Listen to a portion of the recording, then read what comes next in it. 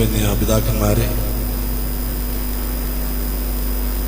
വന്യ റബ്ബാച്ചന്മാരെ, ബഹുമാനപ്പെട്ട വൈദിക ശ്രേഷ്ഠരെ, സ്നേഹം നിറഞ്ഞ സിസ്റ്റേഴ്സ്, കർത്താവിനാൽ അനുഗ്രഹിക്കപ്പെട്ട വിശ്വാസികളുടെ സമൂഹമേ, പരിശുദ്ധ തിരുമേനിയുടെ ഓർമ്മ പെരുന്നാളിനോടനുബന്ധിച്ച് തിങ്കളാഴ്ച ആരംഭിച്ച കൺവെൻഷൻ പരമ്പരയുടെ അവസാന ദിവസമാണ് ഇന്ന്. കഴിഞ്ഞ ദിവസങ്ങളിലെല്ലാം ദൈവകൃപയാല് അനുഗ്രഹിക്കപ്പെട്ട പ്രഭാഷണങ്ങൾ കേൾക്കുവാനായിട്ട് നമുക്ക് സാധിച്ചു. ഈ സമയത്ത് സാന്നിധ്യം കൊണ്ടും പ്രാർത്ഥന കൊണ്ടും സന്നിഹിതരായിരിക്കുന്ന പിതാക്കന്മാരെ സ്വാഗതം ചെയ്യുന്നു. നിരണം ഭദ്രാസനാധിപൻ അഭിവന്യ ഡോക്ടർ യോഹാനൻ മാർ ക്രിസോസ്റ്റോമോസ് തിരുമേനിയുടെ സാന്നിധ്യം കഴിഞ്ഞ ദിവസങ്ങളിലെല്ലാം പരിമല സെമിനാരിയുടെ എല്ലാ പ്രോഗ്രാമുകളിലും ശുശ്രൂഷകളിലും ഉണ്ടായിരുന്നു. തിരുമേനിയെ പ്രത്യേകിച്ച് സ്വാഗതം ചെയ്യേണ്ട ആവശ്യമില്ല, കാരണം പെരുന്നാൾ കാര്യങ്ങളെല്ലാം തന്നെ നേരിട്ട് ശ്രദ്ധിക്കുകയും നിർദ്ദേശങ്ങൾ നൽകുകയും ചെയ്യുന്നു. എങ്കിലും ഔപചാരികതയുടെ പേരിൽ തിരുമേനിയെയും പ്രത്യേകമായിട്ട് സ്വാഗതം ചെയ്യുന്നു. ആഫ്രിക്ക, UK, യൂറോപ്പ്, ആഫ്രിക്ക ഭദ്രാസന അധിപൻ അഭിവന്യ ഡോക്ടർ മാത്യൂസ് മാർ തിമോത്തിയോസ് തിരുമേനിയുടെ സാന്നിധ്യം നമ്മോടുകൂടെയുണ്ട്. നിലയ്ക്കൽ ഭദ്രാസനാധിപൻ അഭിവന്യ നിക്കോദിമോസ് തിരുമേനിയുടെ സാന്നിധ്യവും ഇന്ന് ഇവിടെയുണ്ട്. രണ്ട് പിതാക്കന്മാരെയും ഒറ്റവാക്കില് സ്വാഗതം ചെയ്യുന്നു. ഇന്ന് ഇവിടെ കടന്നു വന്നിരിക്കുന്ന വൈദിക ശ്രേഷ്ഠരെയും ബഹുമാനപ്പെട്ട സിസ്റ്റേഴ്സ്, തീർത്ഥാടകരായിട്ട് കേരളത്തിന്റെ വിവിധ ഭാഗത്തു നിന്നും കടന്നു വന്നിരിക്കുന്ന എല്ലാ തീർത്ഥാടകരെയും ഒറ്റവാക്കില് സ്വാഗതം ചെയ്യുന്നു. ഇന്ന് വചനം പ്രസംഗിക്കുന്നത് വൈദിക സെമിനാരി പ്രിൻസിപ്പളായിരിക്കുന്ന ബഹുമാനപ്പെട്ട ഡോക്ടർ തോമസ് അച്ഛനാണ്. അച്ഛൻ ചേപ്പാട് സെന്റ് ജോർജ് ഓർത്തഡോക്സ് ഇടവക അംഗമാണ്, മുൻ വൈദിക ട്രസ്റ്റിയാണ്. അച്ഛന് പ്രത്യേകം ഈ സമൂഹത്തിന് പരിചയപ്പെടുത്തേണ്ടതായ കാര്യമില്ല. അച്ഛന്റെ പ്രഭാഷണങ്ങളും പ്രസംഗങ്ങളും മലങ്കര സഭയിൽ കേൾക്കാത്തവര് കുറവാണ് എന്നാണ് എനിക്ക് തോന്നുന്നത്. അച്ഛനോട് പ്രസംഗത്തിന്റെ കാര്യം ആവശ്യപ്പെട്ടപ്പോൾ സന്തോഷപൂർവ്വം അച്ഛന് സ്വീകരിക്കുകയും ഇന്ന് രാവിലെ മുതൽ അച്ഛന്റെ സാന്നിധ്യം സെമിനാരിയിൽ ഉണ്ടായിരുന്നു. രാവിലെ നടന്ന അഖില മലങ്കര ഗായക സംഘത്തിന്റെ പ്രോഗ്രാമിലും അച്ഛന്റെ പ്രസംഗമുണ്ടായിരുന്നു. ഇപ്പോഴ് നമ്മളോട് വചനം പ്രസംഗിക്കുവാനായിട്ട് അച്ഛൻ കടന്നു വന്നിരിക്കുന്നു. എല്ലാവരുടെയും പേരിൽ അച്ഛനെ വചന ശുശ്രൂഷയ്ക്കായിട്ട് ക്ഷണിക്കുന്നു. ഒരു നിമിഷം നമുക്ക് പ്രാർത്ഥിക്കാം. കാരുണ്യവാനായ കർത്താവേ, ഈ ദിവസങ്ങളിൽ ബലഹീനനായ ഞങ്ങൾക്ക് നീ ചൊരിഞ്ഞു തരുന്ന എല്ലാ കൃപകൾക്കായിട്ട് നിന്നെ സ്തുതിക്കുന്നു. മലങ്കര സഭയ്ക്ക് ഇങ്ങനെ ഒരു പരിശുദ്ധനെ അവിടുന്ന് നൽകിയ വലിയ കരുണയെ ഓർത്ത് ഞങ്ങൾ നിന്നെ വാഴ്ത്തുന്നു. നല്ല ഇടയനായി ഞങ്ങളിന്ന് കടന്നുപോയിട്ട് അനേക ദശകങ്ങൾ കഴിഞ്ഞിട്ടും ഞങ്ങളുടെ മുമ്പിൽ മാതൃകയായി, പ്രകാശമായി, തിരുസന്നിധിയിലുള്ള വലിയ മധ്യസ്ഥനായി ഈ പിതാവിനെ അവിടുന്ന് ഉപയോഗിക്കുന്നതിനെ ഓർത്ത് ഞങ്ങൾ നിന്നെ സ്തോത്രം ചെയ്യുന്നു. പെരുന്നാൾ അനുഗ്രഹപ്രദമായി തീരണമേ. പരിശുദ്ധന്റെ ഓർമ്മയിൽ മധ്യസ്ഥയിൽ അനുഗ്രഹങ്ങൾ പ്രാപിക്കുക മാത്രമല്ല, നല്ല മാതൃകകളെ ജീവിതത്തിൽ ഉൾക്കൊള്ളുവാൻ തക്കവണ്ണം ഞങ്ങളുടെ പെരുന്നാളുകളെ കുറച്ചുകൂടി ആഴമുള്ളതാക്കി തീർക്കണം. അല്പസമയം തിരുസന്നിധിയിൽ ഇരിക്കുന്നു.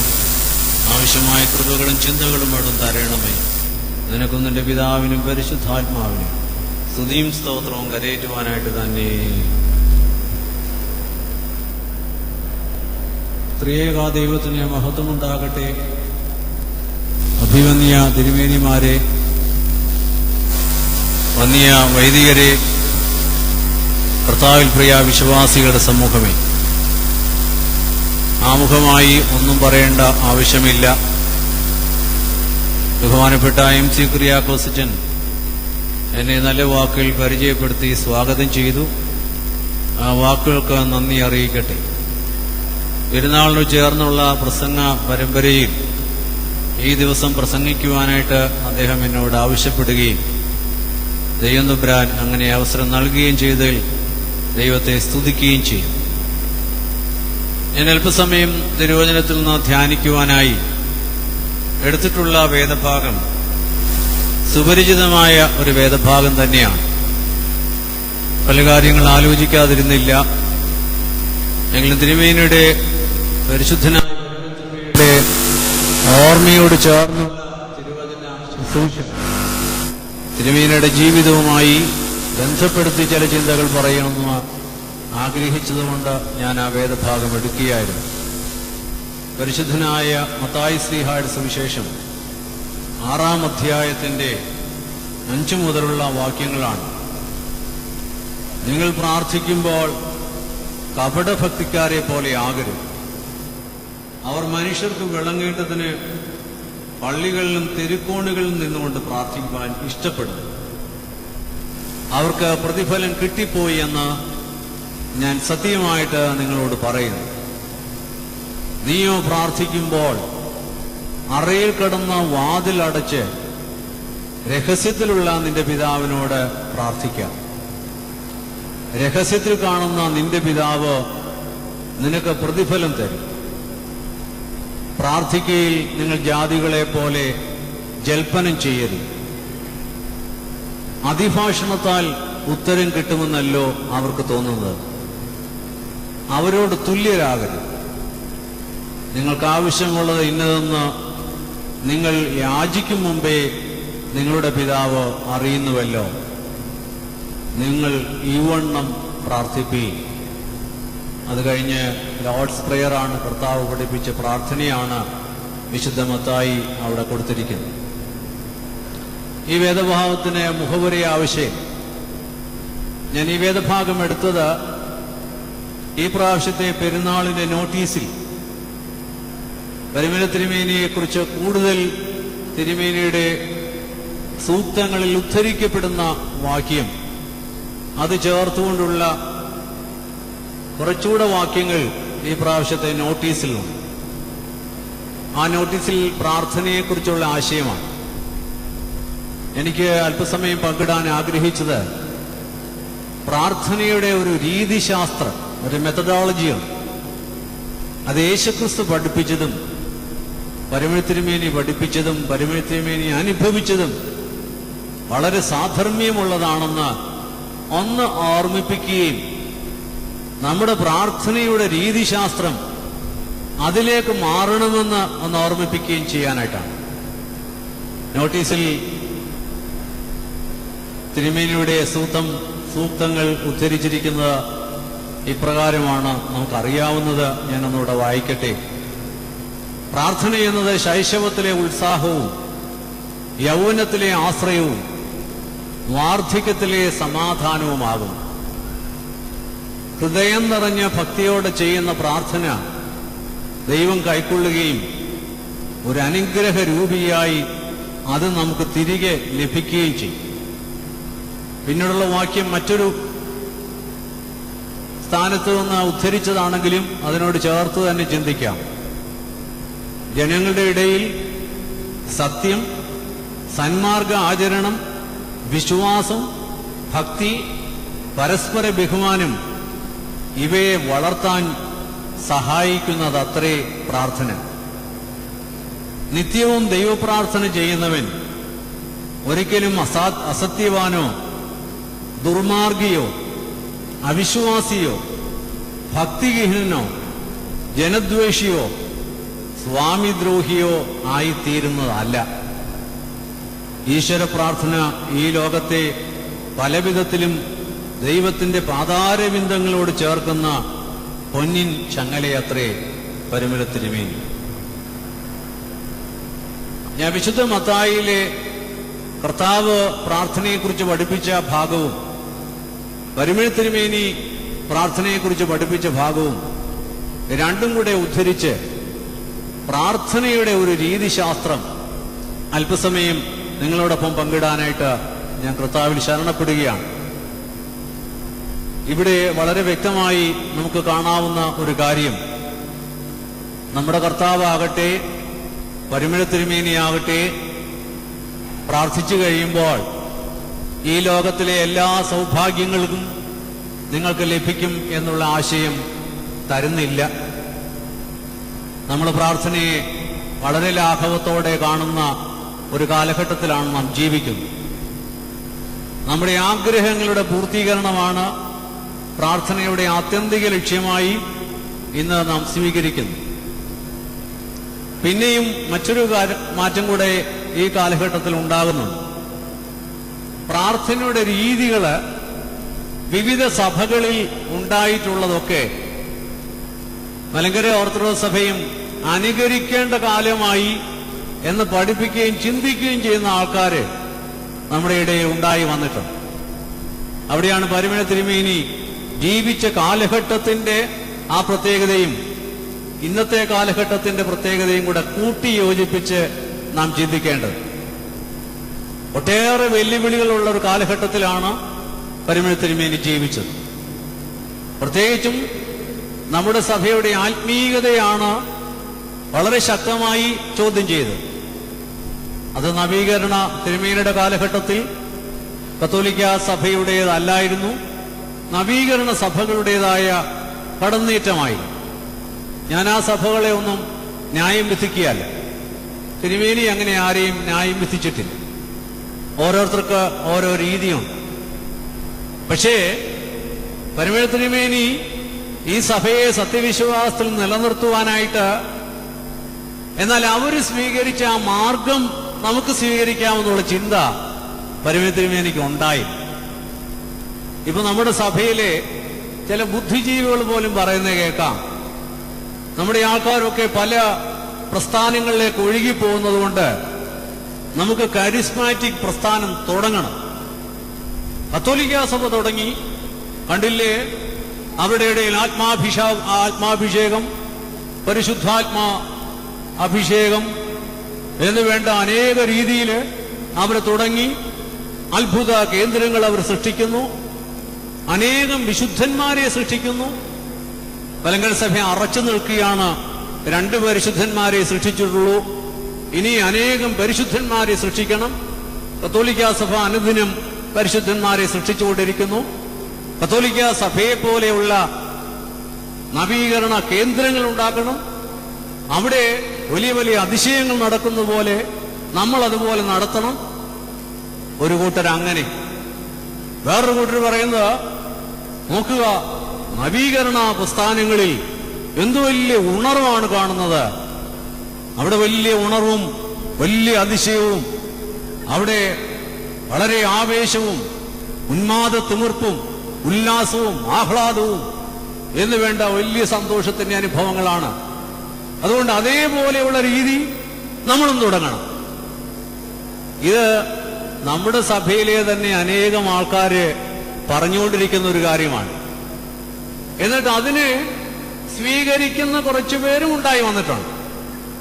സഭാമക്കള് വിശ്വാസത്തിൽ നിന്ന് അകന്നു പോകാതിരിക്കാൻ മറ്റു സഭകൾ സ്വീകരിച്ചിരിക്കുന്ന മാർഗങ്ങൾ സ്വീകരിക്കണമെന്ന് പറയുന്നവരാണ് കുറച്ചുപേരെങ്കിലും നമ്മുടെ ഇടയിലുള്ളത്. അതിനെ പ്രോത്സാഹിപ്പിക്കുന്ന ചിലരും വൈദികരുടെ കൂട്ടത്തിലൊക്കെ ഉണ്ടായി വരുന്നുണ്ട്. അവിടെയാണ് പരിമള തിരുമേനിയെ നോക്കേണ്ടത്. ഇതേ വെല്ലുവിളി പരിമള തിരുമേനിക്കുണ്ടായിരുന്നു. തിരുമേനി നവീകരണ സഭകളുടെ മാർഗം ഒന്നും അനുകരിച്ചില്ല. തിരുമേനി നസറാനായ യേശുവിന്റെ മാർഗം അനുകരിച്ചു. നസറാനായ യേശുവിന്റെ മാർഗത്തിൽ പ്രാർത്ഥനയുടെ അർത്ഥം എന്താണെന്ന് നസറാനായ യേശു പഠിപ്പിച്ചു. അതാണ് പരിമള തിരുമേനി സ്വീകരിച്ചത്. അതിൽ നിലനിൽക്കുവാനായിട്ടാണ് തിരുമേനി ശ്രമിച്ചത്. അതിൽ കൂടെയാണ് മലങ്കര ഓർത്തഡോക്സ് സഭയുടെ വിശ്വാസത്തെ അദ്ദേഹം പിടിച്ചു നിർത്തിയത്. അതുകൊണ്ട് നമ്മൾ ഈ പെരുന്നാൾ സംബന്ധിച്ചിട്ട് നമ്മുടെ നാവുകൾ അവിടെ അത് നടക്കുന്നു, ഇവിടെ അത് നടക്കുന്നു, അതിവിടെ അനുകരിക്കണമെന്നുള്ള വാക്ക് പറയുന്നുവെങ്കിൽ സഭയുടെ വിശ്വാസം എന്താണെന്ന് മനസ്സിലാക്കിയിട്ടില്ല, പരിമള തിരുമേനിയുടെ രീതിശാസ്ത്രം മനസ്സിലാക്കിയിട്ടില്ല, പ്രാർത്ഥനയെക്കുറിച്ച് കർത്താവ് പഠിപ്പിച്ചത് എന്താണെന്ന് മനസ്സിലാക്കിയിട്ടില്ല. അതുകൊണ്ട് നമ്മൾ ഈ അനുകരണങ്ങളുടെ ഒന്നും പുറകെ പോകേണ്ട ആവശ്യമില്ല. പലരും വിചാരിക്കും ആൾക്കാർ പോകുമെന്ന്. അനുകരിക്കാൻ പോകുമ്പോഴാണ് കൂടുതൽ ആൾക്കാർ പോകുന്നത്. നേരെ മറിച്ച് ശരിയായ വിശ്വാസത്തിന്റെ മാർഗം കാണിച്ചു കൊടുത്താൽ വിശ്വാസികൾ അടിയുറച്ച് സഭയിൽ നിൽക്കും. പരിമളത്തിരുമേനി സ്വീകരിച്ച മാർഗം അതായിരുന്നു.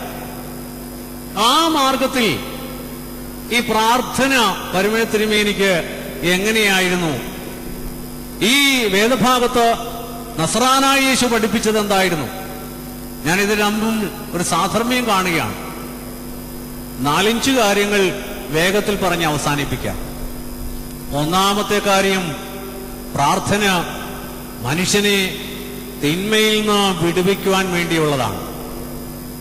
അതുകൊണ്ടാണല്ലോ കർത്താവ് പ്രാർത്ഥിച്ചതും ആ പ്രാർത്ഥനയിൽ കാണുന്നത് തന്നെയാണ്. കർത്തൃപ്രാർത്ഥനയിൽ തിന്മയിലേക്ക് ഞങ്ങളെ കടത്തിവിടരുത്. പരിമളത്തിന് വേണ്ടി പ്രാർത്ഥിച്ചെന്താണ്? പ്രാർത്ഥിക്കുന്നവൻ ദോഷിയോ സ്വാമിദ്രോഹിയോ അധർമ്മം ചെയ്യുന്നവനോ തിന്മ പ്രവർത്തിക്കുന്നവനായി തീരുകയില്ല. പ്രാർത്ഥനയുടെ ആത്യന്തിക ലക്ഷ്യം മനുഷ്യനെ തിന്മയിൽ നിന്ന് വിടുവിക്കുക എന്നുള്ളതാണ്. മനുഷ്യന്റെ ഏറ്റവും വലിയ പ്രശ്നം എന്താണ്? സാമൂഹ്യ ശാസ്ത്രജ്ഞന്മാര് ഈ ലോകത്തിന്റെ പ്രശ്നങ്ങൾ സാമ്പത്തികം, സാമൂഹ്യം പലതുമായിട്ട് അവർ പറയും. മനഃശാസ്ത്രജ്ഞന്മാർ മറ്റു പല പ്രശ്നങ്ങൾ പറയും. വേദശാസ്ത്രം വളരെ വ്യക്തമായി പഠിപ്പിക്കുന്ന ഒരു കാര്യമുണ്ട്. ലോകത്തിന്റെ എക്കാലവുമുള്ള പ്രശ്നം മനുഷ്യനിൽ കുടികൊള്ളുന്ന തിന്മയുടെ സ്വഭാവമാണ്. ഈ തിന്മയുടെ സ്വഭാവത്തിൽ നിന്ന് മനുഷ്യൻ വിടുതൽ കൊടുക്കാൻ വേണ്ടിയാണ് നസ്രാനായ യേശു ഈ ലോകത്തിലേക്ക് മനുഷ്യാവതാരം ചെയ്തത്. മറ്റൊന്നിനുമല്ല. അതാണ് ഏറ്റവും പ്രധാനം. മനുഷ്യന്റെ തിന്മയിൽ നിന്ന്, പാപ സ്വഭാവത്തിൽ നിന്നുള്ള വിടുതൽ. പ്രാർത്ഥന ഏറ്റവും ആദ്യം അതിനുവേണ്ടിയായിരിക്കണം. ഇവിടെ വന്ന് പ്രാർത്ഥിക്കുന്നവർ ലക്ഷങ്ങൾ ഈ ആഴ്ചകൾ ഇവിടെ വരുന്നുണ്ട്. അവരെല്ലാവരും അവിടെ പ്രാർത്ഥനയുടെ ആദ്യത്തെ വാചകം, ദൈവമേ, എന്റെ സ്വാർത്ഥതയിൽ നിന്ന്, എന്റെ അഹന്തയിൽ നിന്ന്, എന്റെ ദ്രവ്യാഗ്രഹത്തിൽ നിന്ന്, എന്റെ ദുർമോഹത്തിൽ നിന്ന്, എന്റെ മുറുകെ പറ്റുന്ന എന്റെ പല പാപങ്ങളിൽ നിന്നും വിടുതൽ പ്രാപിക്കുവാനുള്ള കൃപ എനിക്ക് തരണമേ എന്ന് ഈ ഖബറെങ്കിൽ പ്രാർത്ഥിച്ചുവെങ്കിൽ അത് തിരുമേനിയുടെ പ്രാർത്ഥനയോട് ചേർന്നു പോകുന്ന ഒന്നാണ്. വിശുദ്ധീകരണത്തിന് വേണ്ടിയുള്ള പ്രാർത്ഥനയാണ് പ്രാർത്ഥനയുടെ ഒന്നാമത്തെ കാര്യം. കാര്യം യേശുക്രിസ്തുവിന്റെ മനുഷ്യാവതാരം അതിനായിരുന്നു. അല്ലാതെ യേശുക്രിസ്തുവിന്റെ മനുഷ്യാവതാരം ഇന്നത്തെ പ്രോസ്പെറിറ്റി ഗോസ്പലുകാര്, സമൃദ്ധിയുടെ സുവിശേഷത്തിന്റെ ആൾക്കാർ പറയുന്നത് പോലെ ആഗ്രഹിക്കുന്ന എല്ലാം തരാനുള്ളതല്ല. അമേരിക്കയിലെ വലിയ TV പ്രീച്ചറുണ്ട്, ജെയിൻ ഓസ്റ്റിൻ. ഞാൻ അമേരിക്ക പോയ സമയത്ത് അദ്ദേഹത്തെ കുറിച്ച് വലിയ ഖ്യാതിയാണ്.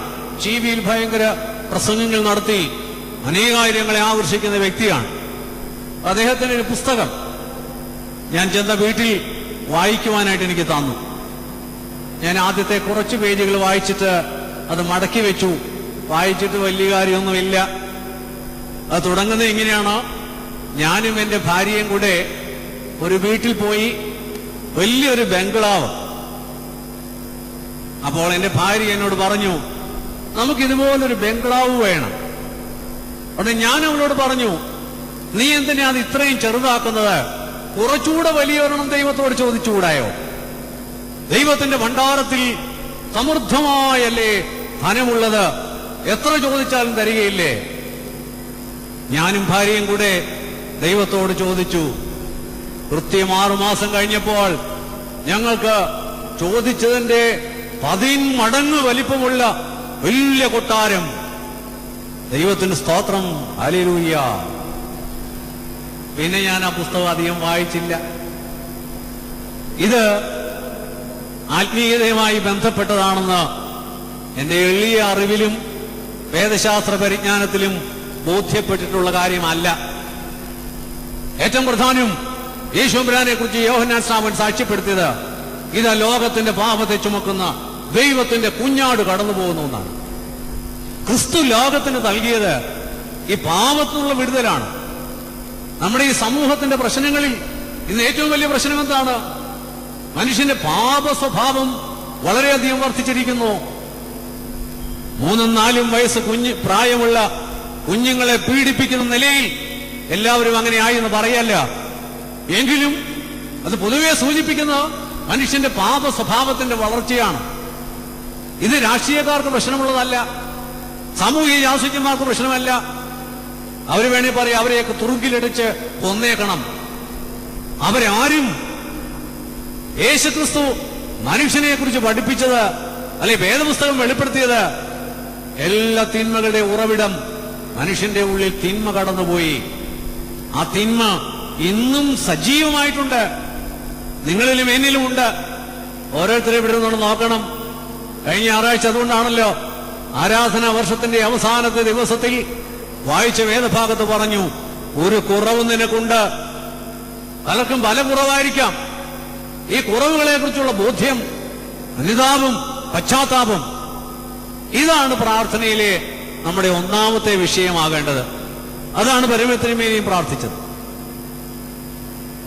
രണ്ടാമത്തെ പ്രാർത്ഥന, അതിൽ പ്രാർത്ഥനയുടെ രണ്ടാമത്തെ വിഷയമാകേണ്ടത് തിന്മയിൽ നിന്ന് മോചിക്കപ്പെടുകയും നന്മയിൽ വളരുകയും ചെയ്യുക.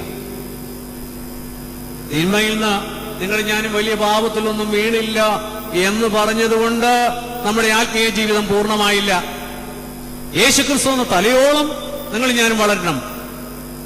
നിങ്ങളുടെ പിതാവ് സൽഗുണ സമ്പൂർണനായിരിക്കുന്ന പോലെ നിങ്ങൾ സൽഗുണ സമ്പൂർണരാകുവീൻ. അത് കുറഞ്ഞ ഒരു ലക്ഷ്യവുമില്ല. വിശുദ്ധ മത്തായി 5:48 നമുക്ക് എല്ലാവർക്കും അറിയാം. B perfect as your heavenly father is perfect. അപ്പൊ നന്മയിൽ വളർന്നുകൊണ്ടേയിരിക്കണം. നന്മയുടെ പൂർണ്ണത, അതിലേക്ക് വളരാൻ വേണ്ടി ദൈവസന്നിധി പ്രാർത്ഥിക്കണം. അതാണ് പ്രാർത്ഥനയിൽ രണ്ടാമത് ലക്ഷ്യം വെക്കേണ്ടത്. നമ്മുടെ പ്രാർത്ഥനയിൽ ഇവിടെ ആരെങ്കിലും ദൈവമേ എന്റെ നന്മ കുറച്ചുകൂടെ വളരുവാനായിട്ട് കൃപ തരണമെന്ന് എത്ര പേര് ആഴത്തിൽ പ്രാർത്ഥിക്കുന്നുണ്ട്? ഈ ലോകത്തെ രക്ഷിക്കുന്ന ആരാണെന്നറിയാമോ? നന്മയുള്ള മനുഷ്യരാണ്. ഫ്രാൻസിസ് അസീസിയുടെ ജീവിതം വായിക്കുമ്പോൾ ഇപ്പോഴത്തെ ഫ്രാൻസിസ് മാർപ്പാപ്പായ്ക്ക് വളരെ ആരാധകനായിരുന്ന അസീസിയിലെ ഫ്രാൻസിസ്, അദ്ദേഹം വില കൂടിയ വസ്ത്രങ്ങളൊന്നും ധരിക്കുന്ന മനുഷ്യനല്ലായിരുന്നു. വളരെ ഷാബിയായി ചണവസ്ത്രങ്ങളൊക്കെ ധരിച്ച്, പരുക്കം വസ്ത്രങ്ങൾ ധരിച്ച് നടക്കുകയാണ്. അദ്ദേഹത്തിന് ഒരിക്കൽ ഒരു സ്വപ്നമുണ്ടായി. റോമൻ പോപ്പ് താമസിക്കുന്ന ലാട്രൻ കൊട്ടാരം ഇടിഞ്ഞു വീഴാൻ പോകുന്നു. ലാട്രൻ കൊട്ടാരത്തെ കുറിച്ചുള്ള ദർശനമല്ല, റോമൻ കത്തോലിക്ക സഭയെക്കുറിച്ചുള്ള ദർശനമാണ്. അദ്ദേഹത്തിന് പോപ്പിനോട് പറയണമെന്ന് ആഗ്രഹമുണ്ട്. അദ്ദേഹം പോപ്പിനെ കാണാൻ കൊട്ടാരത്തിൽ ചെന്നു.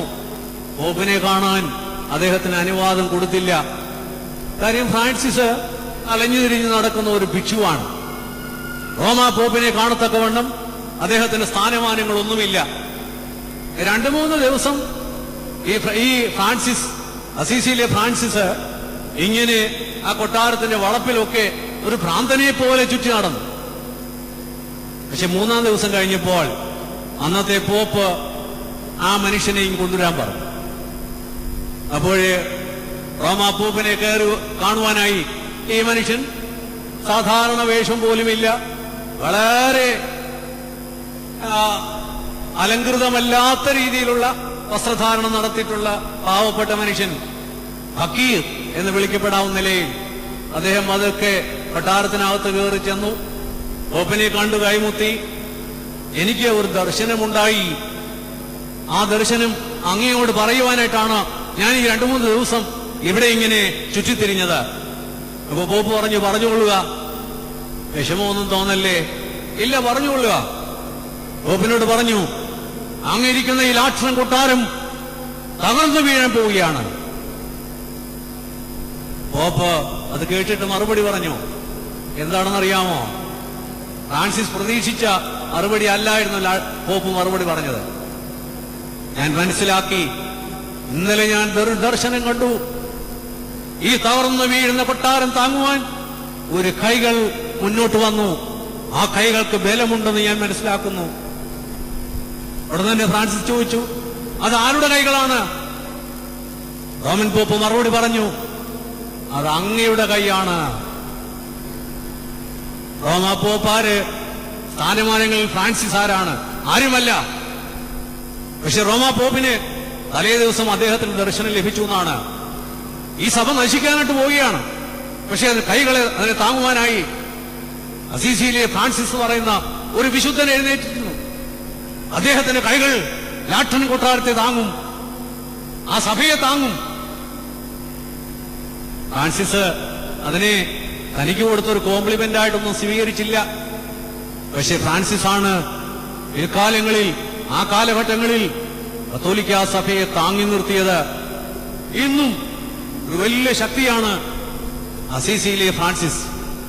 അതിൽ നിന്നാണ് ഇന്നത്തെ റോമൻ പോപ്പും ശക്തി സംഭരിച്ചിരിക്കുന്നത്.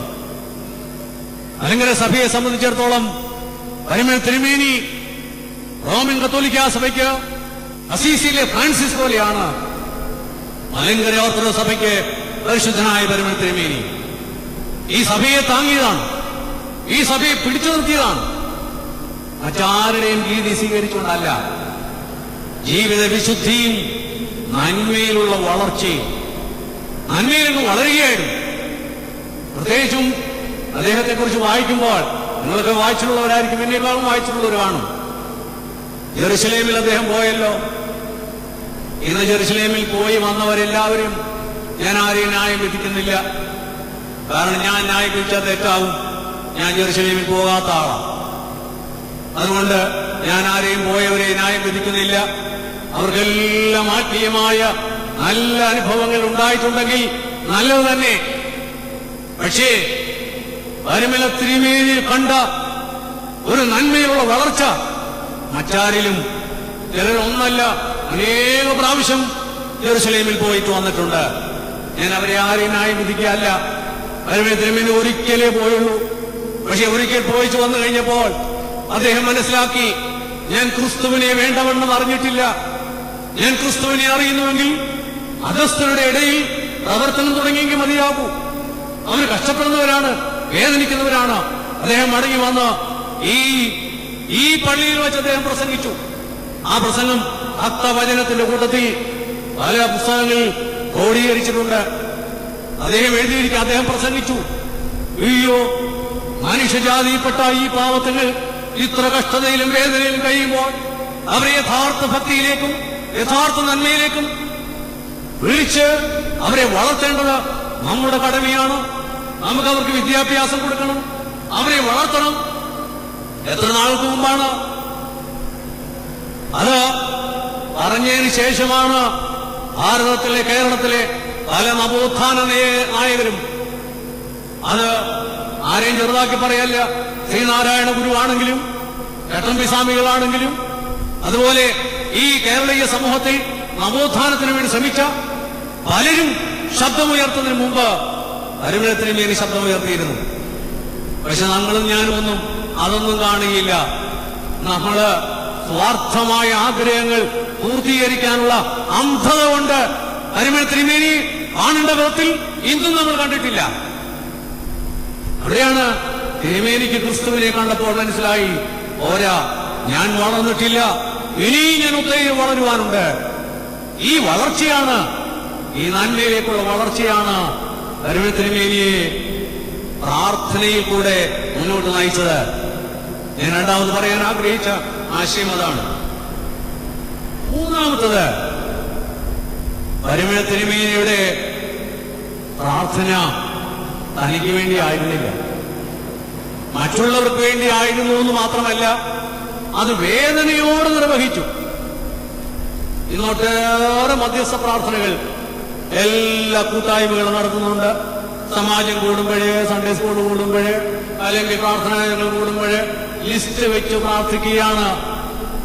പക്ഷെ എത്ര പേർക്ക് മറ്റുള്ളവർക്ക് വേണ്ടി പ്രാർത്ഥിക്കുമ്പോൾ നുറുങ്ങിയ ഹൃദയം ഉണ്ടാകാറുണ്ട്. ഞാൻ ചിലപ്പോൾ ഓർക്കും, വിശുദ്ധ കുർബാനയിൽ പോലും ഒട്ടേറെ പേരുകൾ എഴുതി തരും. ആ പേരുമായിട്ട് ഓരോ കുരിശ് ആ ത്രോസിൽ വരയ്ക്കും. പക്ഷേ മറ്റുള്ളവരുടെ വേദനകളെ കുറിച്ച് അറിഞ്ഞ് എന്റെ ഹൃദയത്തിന് വേദനയുണ്ടായി ദുഃഖത്തോടെ ദൈവസന്നിധിയിൽ മധ്യസ്ഥ അണയ്ക്കുവാൻ നിങ്ങൾക്കും എനിക്കും എത്ര പേർക്ക് സാധിച്ചിട്ടുണ്ട്? പരിമള തിരുമേനിയുടെ മധ്യസ്ഥത അതായിരുന്നു. സ്വന്തം ഹൃദയത്തിൽ വേദന അനുഭവിച്ചുകൊണ്ടാണ് മധ്യസ്ഥ അണയ്ക്കുന്നത്. അല്ലാതെ ഒറ്റയടിക്ക് കുറെ പേരുടെ പേരും പറഞ്ഞിട്ട് ദൈവമേ രോഗികളെ സൗഖ്യമാക്കണമേ, അനന്തകർന്നവരെ ആശ്വസിപ്പിക്കണമേ, ദുഃഖിതരെ സന്തോഷിപ്പിക്കണമേ എന്ന് കാടടച്ച് വെടിവെച്ച് ഒരു പ്രാർത്ഥന പ്രാർത്ഥിക്കുന്നതല്ല. വേദനിക്കുന്നവരെ മനസ്സിൽ കണ്ട് കണ്ണുനീരോട് പ്രാർത്ഥിക്കുന്ന ഒരു അനുഭവം. ഈ അടുത്ത സമയത്ത് വായിച്ച പുസ്തകം നമ്മുടെ ഇപ്പോഴത്തെ പരിശുദ്ധ പാവാതിരിമയുടെ DC ബുക്സ് ഇറക്കിയ പുസ്തകമാണ്. കഴിഞ്ഞ ദിവസമാണ് ഞാനത് വായിച്ചത്. പാവാതിരിമേൽക്കുന്ന തിരുമേനി തന്നെ ഒരു കോപ്പി തന്നു. അതുകൊണ്ട് വീട്ടിൽ കൊണ്ടുവന്ന ഒറ്റയിരിപ്പത് വായിച്ചു. ജീവിത ദർശനങ്ങൾ DC ബുക്സാണ് ഇറക്കിയത്. ബെന്യാമിനാണ് തിരുമേനിയുമായി സംസാരിച്ചത്, എഴുതിയത്. അതിനകത്തുള്ളൊരു സംഭവം തിരുമേനി അങ്ങനെ വലിയ പ്രാർത്ഥനാ മനുഷ്യനായിട്ടൊന്നും അതിനകത്ത് വ്യാഖ്യാനിച്ചോ ഭാവിച്ചിട്ടോ ഇല്ല.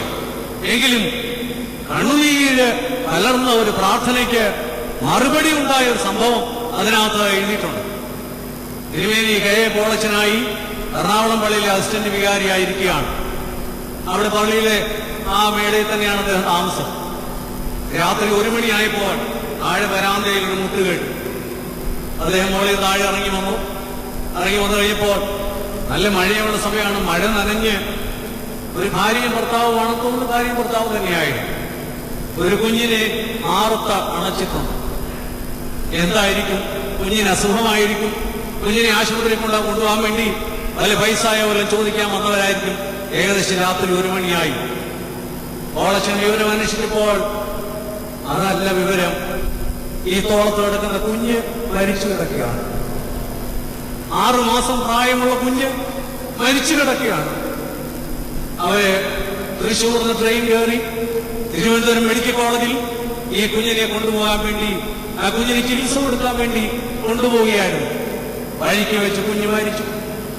ആ കുഞ്ഞിനെ എറണാകുളം സ്റ്റേഷനിൽ ഇറങ്ങി. മരിച്ച കുഞ്ഞിനെ കൊണ്ട് പോയിട്ട് യാത്ര ഇല്ലല്ലോ. അവർക്ക് എവിടോട്ട് പോകണമെന്ന് അറിയാൻ വയ്യ. ആരോ പറഞ്ഞു കൊടുത്തു. ഒരു ഓട്ടോറിക്ഷ പിടിച്ചു കൊടുത്തു. ബോട്ടിയെട്ടി പള്ളിയിലോട്ട് ചെല്ലുക. അവിടെ അച്ഛന്മാര് കാണും. അവരെന്തെങ്കിലും അവർക്ക് അറിയാവുന്നത് ബോട്ടിയെട്ടി പള്ളിയാ. അതുകൊണ്ട് അങ്ങോട്ട് ചെല്ലാൻ പറഞ്ഞു. ഓളച്ചൻ എഴുതിയിരിക്കുകയാണ്. വിഷമിച്ചു പോയി. 6 മാസം പ്രായമുള്ള കുഞ്ഞിനെ, തോളത്ത് മരിച്ചു കിടക്കുന്ന കുഞ്ഞിനെയും കൊണ്ട് ഒരമ്മയും ഒരപ്പനും കൂടെ വിലപിച്ചവിടെ നിൽക്കുന്നു.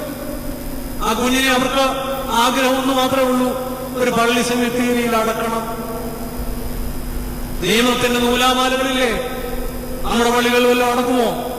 ഇതുപോലെയുള്ള ഹൃദയഭേദകമായ സംഭവങ്ങൾ നടന്നാലും പള്ളി കമ്മിറ്റി കൂടണം. അതിന് പിന്നെ തീരുമാനങ്ങൾ എടുക്കണം. ഇതിന്റെ ഒറിജിനൽ അന്വേഷിക്കണം. എവിടുന്ന് വന്നാന്നറിയണം. കൊച്ചിന്റെ അപ്പനും അമ്മയും തന്നെയാണെന്ന് അറിയണം. സർട്ടിഫിക്കറ്റ് വേണം. 3 നൂലാമാലകൾ. ഓളച്ചൻ ധൈര്യസമേതം ഒരു കാര്യം പറഞ്ഞു. ഒന്നും ആലോചിച്ചില്ല. കമ്മിറ്റിക്കാരോടൊന്നും ആലോചിച്ചില്ല. 1-2 പേരെ അദ്ദേഹം ടെലിഫോണിൽ വിളിച്ചു വരുത്തിയിട്ട് പറഞ്ഞു. ഇപ്പൊ കാര്യം ചോദിച്ചോ പറഞ്ഞു, തൃശ്ശൂർ എന്നുള്ളൊരു കത്തോലിക്ക കുടുംബമാണ്.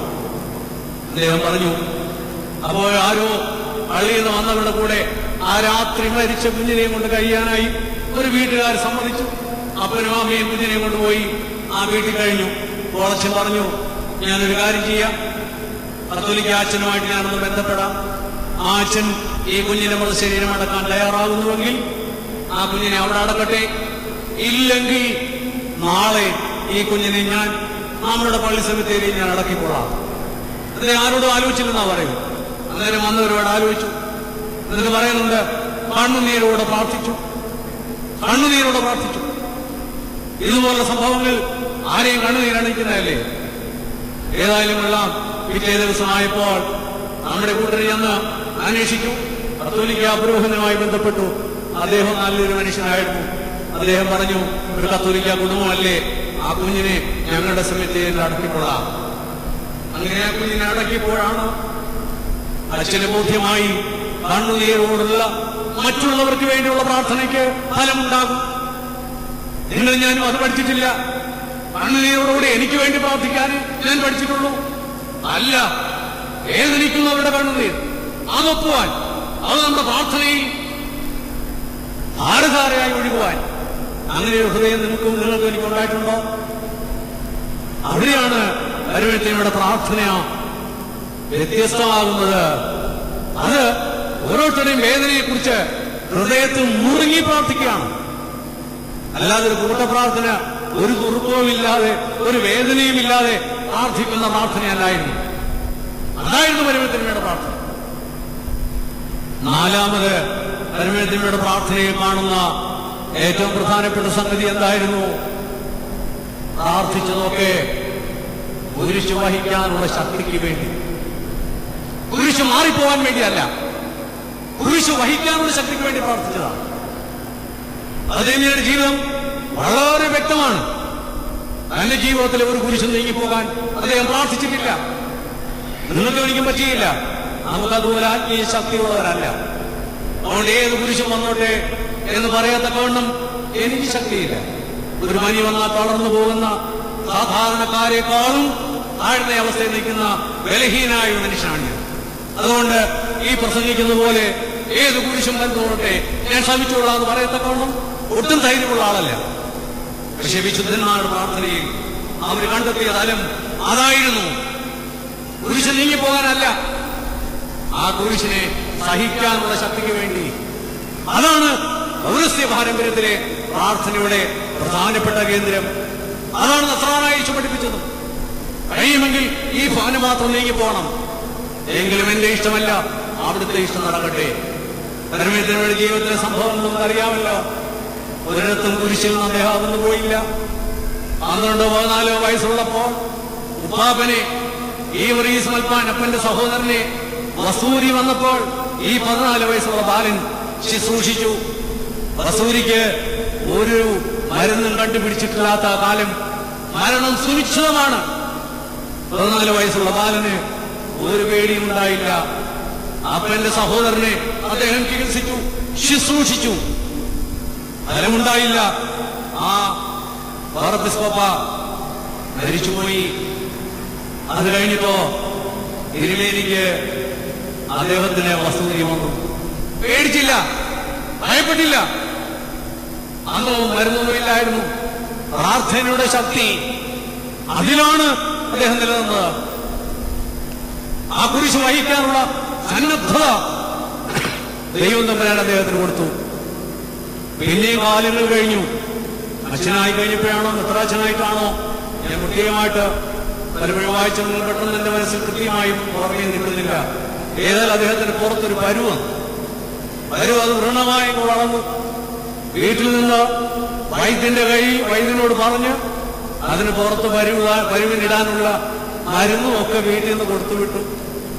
അത് വാങ്ങിച്ച് അലമാരി വെച്ചു. ഒരു ദിവസം പോലും പരത്തിയില്ല. എന്നിട്ട് ചോദിച്ചു, വീട്ടിൽ നിന്ന് തോന്നിപ്പിച്ചു, മരുന്നൊക്കെ ഇട്ടോ? ആ മരുന്നൊക്കെ ഇട്ടു. അതുകൊണ്ടാരും സാഹസമൊന്നും പ്രവർത്തിക്കണ്ട കേട്ടോ.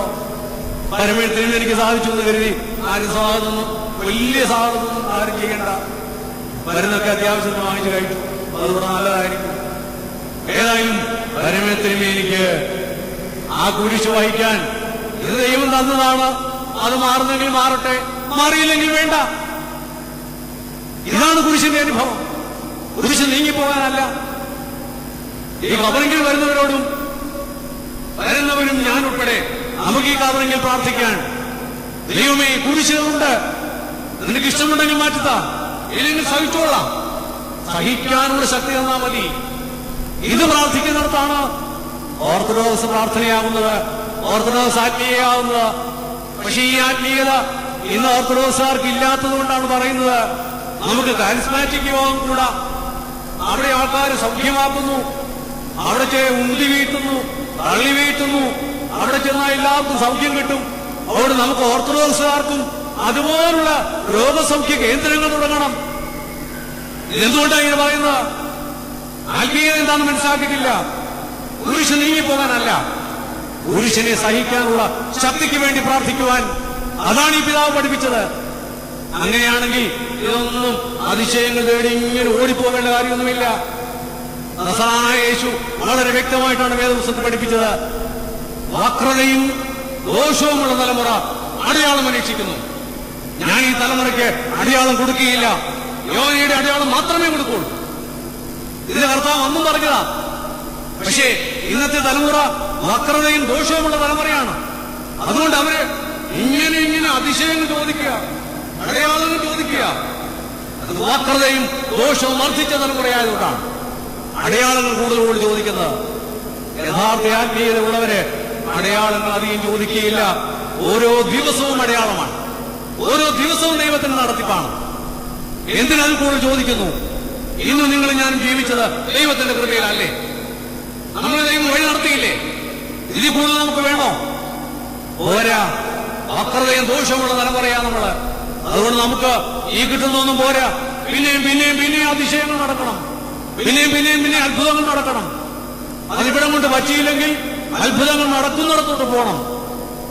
പരമത്തിനുമേനി അതല്ല നമ്മളെ പഠിപ്പിച്ചത്. ക്രൂശിന്റെ അനുഭവത്തിലൂടെ കടന്നു പോകേണ്ടി വന്നാൽ അതിനെ സ്വീകരിക്കുക എന്നുള്ളതാണ്. അതാണ് ആവശ്യം, അതാണ് ഉൾക്കൊള്ളേണ്ടത്. ഞാൻ പറയും, അഞ്ചാമത്തെ കാര്യമേ ഉള്ളൂ നമ്മുടെ വ്യക്തിപരമായ കാര്യങ്ങൾ പ്രാർത്ഥനയിൽ ഉൾപ്പെടുത്തുന്നത്. അഞ്ചാമത്തെ കാര്യം. പക്ഷെ പരമത്തിനുമേയുടെ വായനകൾ, തിരുമേനിയുടെ രചനകൾ വായിച്ചാൽ ഒരിക്കൽ പോലും അദ്ദേഹത്തിന് ഒരു വ്യക്തിപരമായ കാര്യം ചോദിച്ചിട്ടില്ല. കാരണം എന്താണെന്നറിയാമോ? നസ്രാനായ യേശു പഠിപ്പിച്ച അവസ്ഥയിൽ അദ്ദേഹത്തിന്റെ ആത്മീയത വളർന്നു. നിങ്ങൾ ചോദിക്കുന്നതിന് മുമ്പേ എന്താണ് നിങ്ങളുടെ ആഗ്രഹമെന്ന് നിങ്ങളുടെ സ്വർഗസ്ഥനായ പിതാവ് അറിഞ്ഞിരിക്കുന്നു. ഈ ബോധ്യം തിരുമേനിക്ക് വന്നു കഴിഞ്ഞു.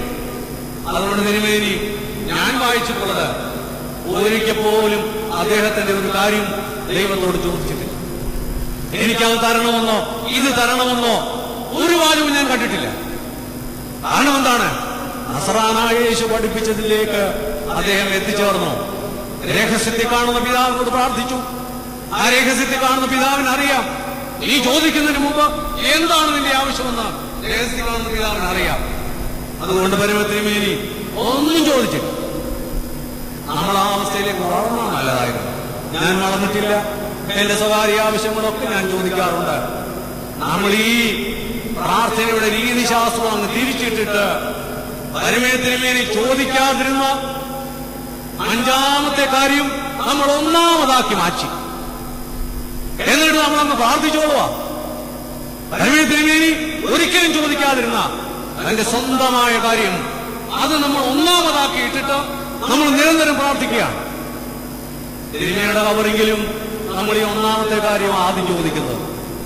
ഇത് അഞ്ചാമത് മാത്രമേ ചോദിക്കാവുകയുള്ളൂ.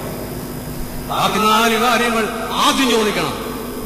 എന്റെ ജീവിതത്തിന്റെ വിശുദ്ധീകരണം, എന്റെ പാപത്തുനിന്നുള്ള എന്റെ വിടുതൽ. രണ്ടാമത് ചോദിക്കണം, ഞാൻ നന്മയിൽ വളരണം, എന്നെ കുറച്ചുകൂടെ നന്മയിൽ വളർത്തണം. മൂന്നാമത്, അവരെങ്കിൽ വന്നവരെ കണ്ണുനീരോടുകൂടെ ഈ ലോകത്ത് ജീവിക്കുന്നവരുടെ കഷ്ടപ്പാടുകളെ ഹൃദയത്തിൽ കണ്ട് മനസ്സിൽ കണ്ട് ഈ കവറിങ്കിൽ കണ്ണുനീരൊഴുക്കി അവർക്ക് വേണ്ടി പ്രാർത്ഥിക്കണം. നാലാമത് പ്രാർത്ഥിക്കണം, എന്ത്? ക്രൂശിന്റെ വഹിക്കാനുള്ള ശക്തിക്ക് വേണ്ടി. നമുക്കൊക്കെ ജീവിതത്തിൽ ക്രൂശുകളുണ്ട്. പിന്നെ നമ്മൾ ബലഹീനരായതുകൊണ്ട് അഞ്ചാമത് നമുക്ക് ചോദിക്കാം നമ്മുടെ വ്യക്തിപരമായ കാര്യം. അത് പരമത്തിനുമേനി ചോദിച്ചേയില്ല. പക്ഷെ പരമത്തിനുമേനി ചോദിക്കാത്ത ആ ഒന്നാമത്തെ കാര്യമെടുത്ത് നിങ്ങൾ ഞാനും അങ്ങ് ചോദിച്ച് സ്വാർത്ഥതയുടെ വളരെ അടിത്തട്ടിലേക്ക് നിങ്ങൾ ഞാനും പോയിക്കൊണ്ടിരിക്കുകയാണ്. ഇത് പ്രാർത്ഥനയല്ല പേര്. തിരുമേനി പ്രാർത്ഥനാ മനുഷ്യനായിട്ട് തിരുമേനിയുടെ പ്രാർത്ഥനയ്ക്ക് ഒരു രീതിശാസ്ത്രം ഉണ്ടായിരുന്നു. ആ രീതിശാസ്ത്രം നസ്രാനായ യേശു പഠിപ്പിച്ചതായിരുന്നു. അതിലേക്ക് വളരുവാൻ തക്കവണ്ണം അദ്ദേഹത്തിന് പെരുന്നാൾ കൊണ്ടാടുകയും അദ്ദേഹത്തിന് മധ്യസ്ഥലഭ്യം പ്രാപിക്കുന്ന നിങ്ങൾക്ക് എനിക്കുമെല്ലാം ദൈവം ലഭിക്കട്ടെ എന്ന് പ്രാർത്ഥിച്ചുകൊണ്ട് എന്റെ വാക്കുകളെ അവസാനിക്കും.